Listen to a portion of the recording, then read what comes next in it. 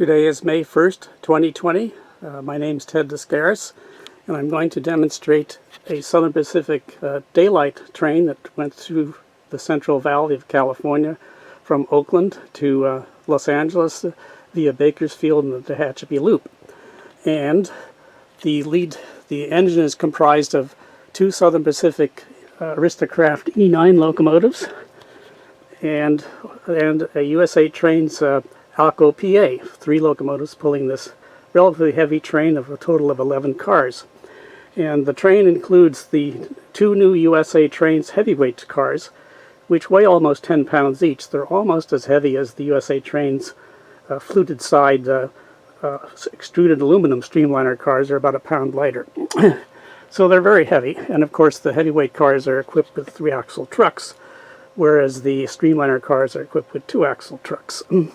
So this will be sort of a test to see with this eclectic mix of cars and perhaps locos that's common to the Southern Pacific operations in the Central Valley in, say, the 1950s through early 60s. So in the case of the lead unit, which is an Aristo-Craft E9, I've equipped the unit with datum precision CNC machined stainless steel wheels.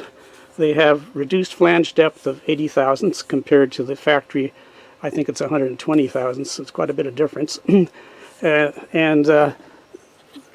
Some people have trouble with reduced flange wheels like this on their layouts, but in my case I have pretty good track work, and I've tweaked all my turnouts so that these type wheels operate successfully on my layout.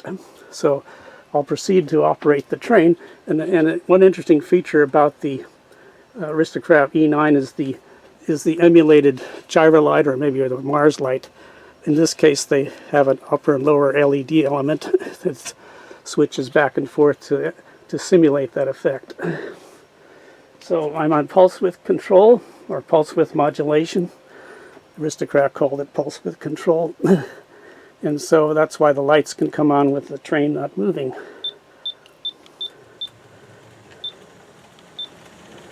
So I'll proceed to run the train outdoors. Now I have body mount Kadee centerset couplers in the case of the 2 E9 locomotives, including on the front, but this is where the 2 are coupled back to back. There are centerset Aristo-Craft couplers from the Kadee 907 kit, and they're installed in datum precision machined aluminum, CNC machined aluminum black anodized coupler boxes. Here's a picture of what the front looks like. So, and it's coupled to the ALCO PA that has CamPac coupler boxes. They're 3D printed coupler boxes that can be obtained from Colin Camarillo at his website, CamarilloPacific.com, if people are interested. And again, they're centerset Kadee couplers from the 907 kit. Now the cars, in this case, this Aristo-Craft head-end RPO car has Kadee 907s mounted with an adapter plate, and the same for the baggage car here. And again, these cars have 3-axle trucks too.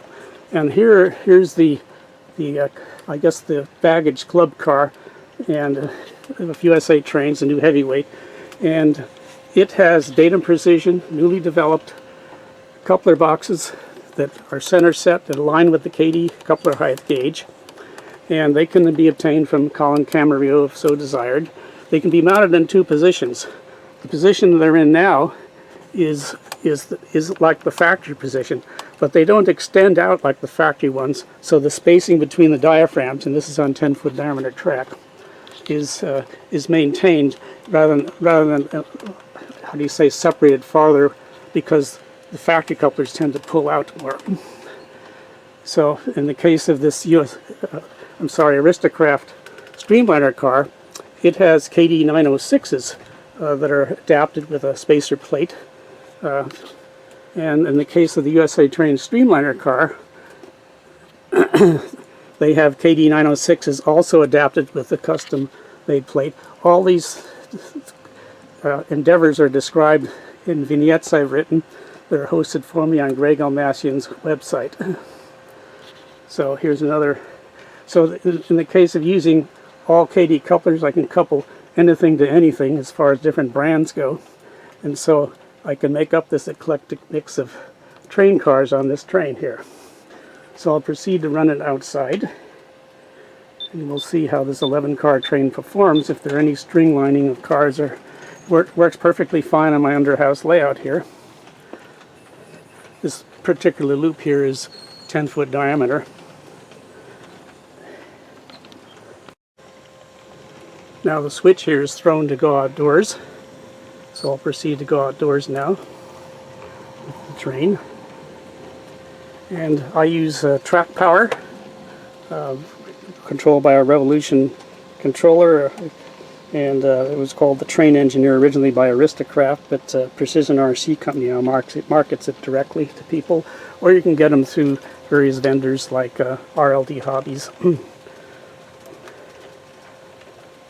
So under the house here I use brass track, where it's not subject to too bad of a climate, and won't oxidize too badly, because if it oxidizes then it'll be electrically resistive, whereas stainless steel is used outdoors, and if it oxidizes it's still conductive.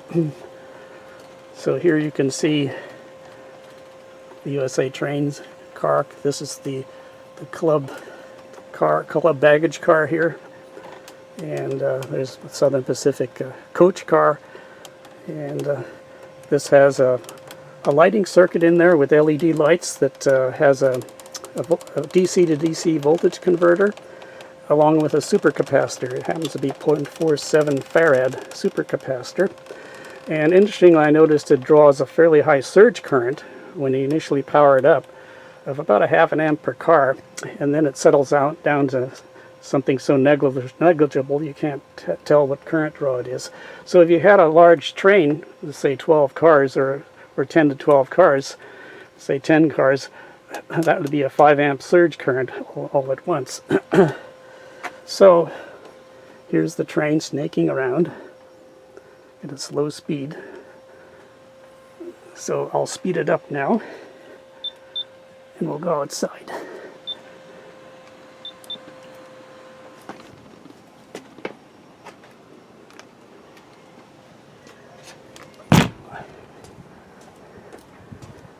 So here the train, the locomotive's already traversed across the bridge here. So I'll speed it up and we'll see what happens.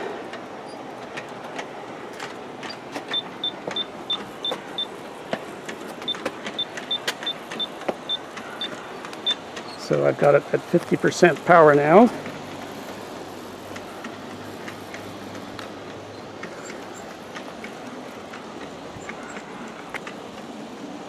So the first critical part for the loop here is if it goes around this back curve here. All right, and it looks like it did.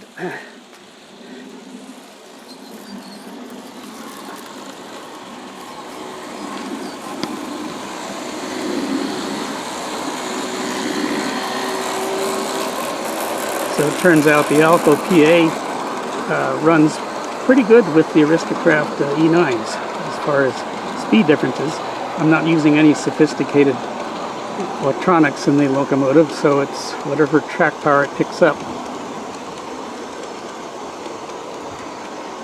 from its wheels. And of course stainless steel wheels are superior to the original Aristo-Craft wheels that are infamous for plating coming off of them, and that doesn't help for picking up track power. So the rear car is a Aristo-Craft smoothside observation car.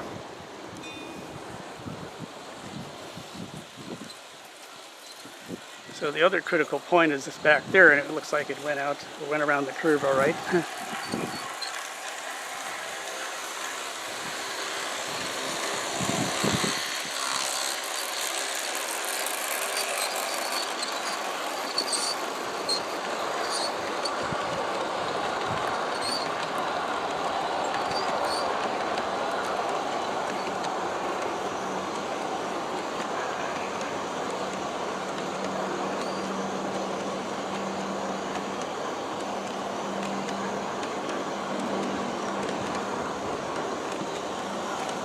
And up there is a critical part, usually with the wind. It blows cars with light cars, can blow them off the track with the wind.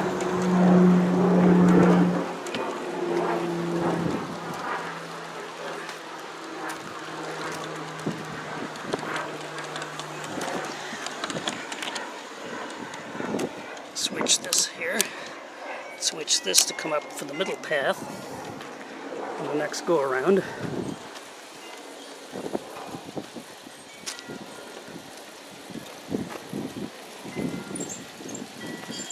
And of course, behind this tree is a critical part too, as far as if it's going to streamline.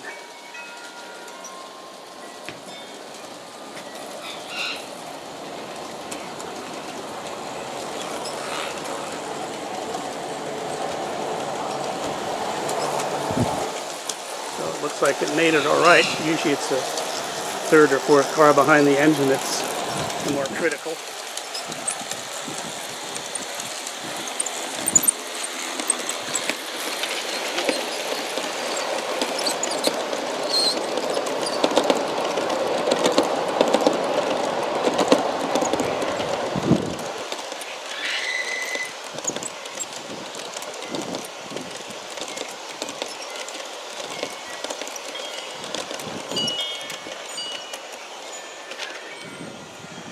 Now I have to switch the turnout up here in anticipation of the train coming up through the middle path. Now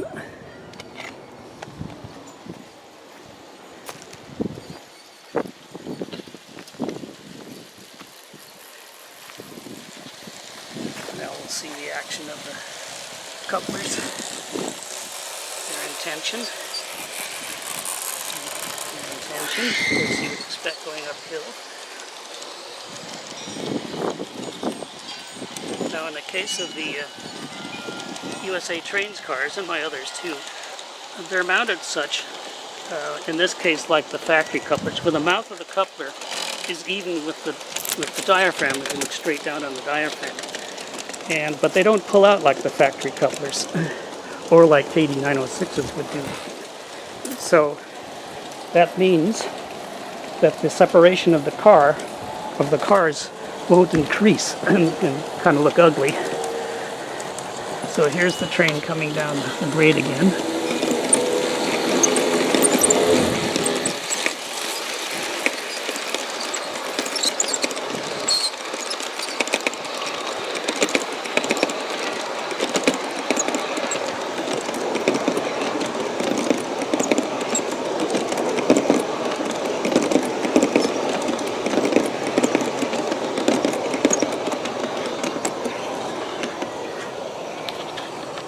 And there you have it.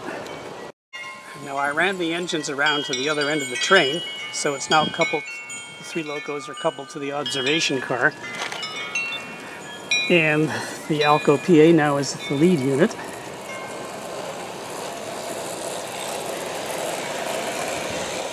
Since I don't have a large Y switch, a Y track to turn it around or a big enough loop, so I have to take it home this way.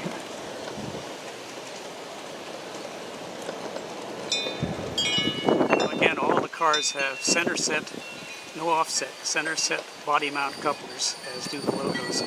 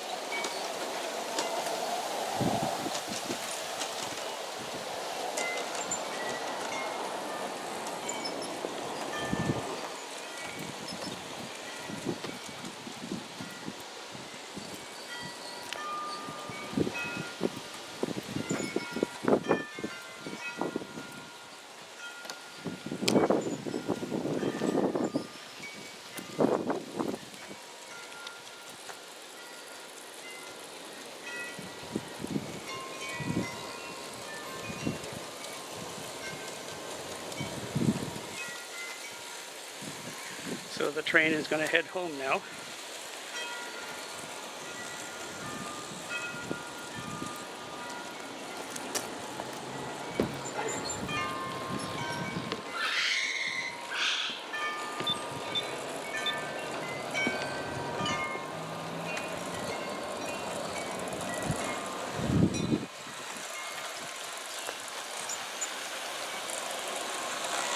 So you can see the coupler action still in tension. So with the drag on the curve, even though it's going downhill, once the cars get into a favorable position going downhill, the couplers can go into compression and the cars will move a little bit closer together. So far that doesn't seem to be happening.